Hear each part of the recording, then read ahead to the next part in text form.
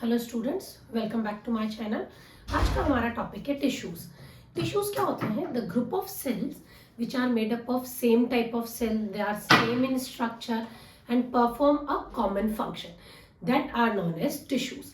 Tissues का general overview हम already देख चुके हैं, उसका लिंक मैं डिस्क्रिप्शन बॉक्स में डाल दूंगी, please go through that. Today will discuss what is the difference between animal tissues and plant tissues. Tissues तो सभी में होते हैं, हम पता है छोटी क्लासेस से पढ़ते आ रहे हैं कि सेल्स के बाद टिश्यू होगा, टिश्यू से ऑर्गन, देन ऑर्गन सिस्टम, एक हायरार्की जो एक ऑर्गेनिज्म फॉलो करता है, स्पेशली मल्टी सेलुलर ऑर्गेनिज्म। ठीक है, but what is the difference between the animal tissue and plant tissue? Animal tissues क्या होते हैं? We know that animals are movable organism, they are motile, जो मूव करते हैं। इसलिए एनिमल्स की बॉडी में, animals includes human beings also, okay, so animals की बॉडी में क्या होता है? लिविंग टिश्यूज होंगे। क्यों लिविंग टिश्यूज होंगे? क्योंकि एनिमल की हर सेल को रेगुलरली फंक्शन करना है। कंपेरेटिवली प्लांट्स में क्या होते हैं? नॉन लिविंग टिश्यूज या डेड टिश्यूज भी होते हैं। क्योंकि डेड टिश्यूज क्या होते हैं? प्लांट क्या होते हैं? फिक्स नहीं होते हैं, सॉरी, प्लांट फिक्स होते हैं, they can not move. Plants जो होते हैं उनको इधर से उधर सर्च नहीं करना है, मूव नहीं करना है, in search of food, in search of shelter, तो वो सिडेंट्री है। सो सिडेंट्री रहने के लिए एक चीज जो बहुत इंपॉर्टेंट है वो है stationary support. So they need more supportive tissue. Supportive tissues are usually dead, क्योंकि उनका फंक्शन क्या होता है? केवल सपोर्ट प्रोवाइड करना। अगर टिश्यू लिविंग होगा ना तो उसको न्यूट्रिशन की जरूरत पड़ेगी, उसको एनर्जी की रिक्वायरमेंट होगी। इसलिए प्लांट्स में क्या होते हैं? डेड टिश्यूज भी होते हैं। कौन कौन से टिश्यू डेड है, कौन से लिविंग है, हम डिटेल में इस टॉपिक को पढ़ेंगे तो हम समझते जाएंगे। नेक्स्ट इज, प्लांट्स में क्या होता है? जो ग्रोथ होती है वो यूनिफॉर्म नहीं होती है। मतलब ऐसा नहीं है कि हाँ ये एक स्टेम है, ये 10 सेंटीमीटर ही ग्रोथ कर सकती है, या ये एक स्टेम है, इसकी हाइट इतनी ही बढ़ेगी। एक नॉन यूनिफॉर्म सा पैटर्न होता है ग्रोथ का। जब हम देखते भी हैं तो क्या देखते हैं?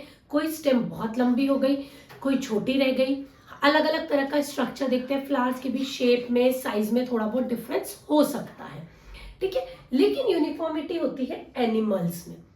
एनिमल्स में क्या होगा? हमारा ऐसा तो नहीं होगा कि अगर मेरी हाइट ज्यादा है तो मेरे हाथ इतने लंबे हैं कि मैं फ्लोर को टच कर लूंगी, या मेरी हाइट कम है तो मेरे हाथ इतने छोटे हैं कि मैं I can not hand touch the thing which is a little apart from me और little far away from me.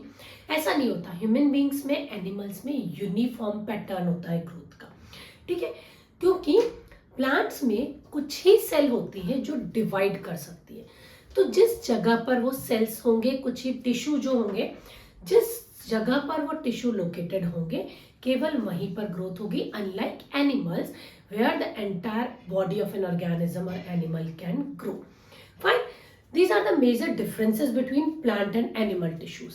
Now we'll see animal tissues are of 4 types: epithelial tissue, muscular tissue, cardiac tissue and nervous tissue. While the plants, the tissues are divided into 2 categories: meristematic and permanent. Meristematic tissues are of 3 types: apical meristem, intercalary meristem, lateral meristem. And the permanent tissues are of 2 types: simple and complex. Today in this video we will discuss about the meristematic tissue in detail. First we'll start with meristematic tissue. Meristematic tissue क्या होता है? Meristematic tissues are the dividing tissues.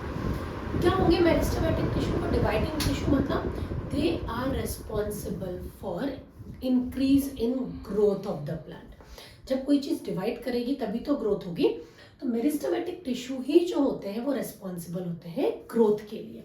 Meristematic tissue को based upon their location हम 3 part में differentiate करते हैं: apical meristem, intercalary meristem and lateral meristem. Apical meristem क्या होता है? जो टिप पर प्रेजेंट होगा।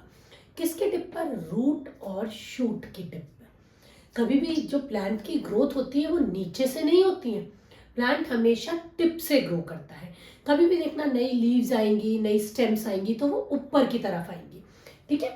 तो एपिकल मेरिस्टम कहाँ होगा? जो प्लांट की लेंथ को इंक्रीज करने के लिए रिस्पॉन्सिबल है, which is present at the tip of root and shoot. Next is intercalary meristem. Intercalary meristem क्या होता है?